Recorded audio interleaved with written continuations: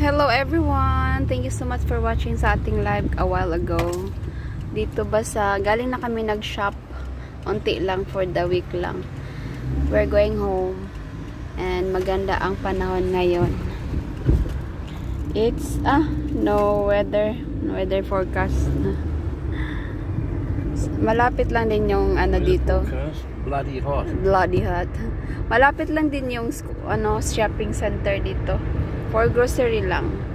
Kaya namang lakarin pero mainit.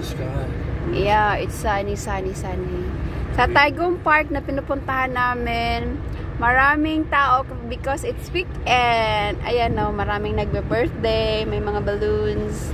Naglalaro kasi playground siya, park siya for kids also. And meron siyang lake.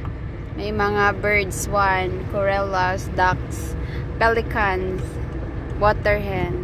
So, meron din tayo ditong horse. Meron din diyang pony. Meron din piggy. It's baboy. It's also here. Nagtitinda din sila ng horse poop. Horse poop. Yeah. With wolverines in the mud. And then near the horse pool where the pumpkin grows, very nice. Piggy horseback riding po dito. So it's like a countryside, country living. Thank you for watching. Please continue to like, follow and share. God bless everyone. Happy day.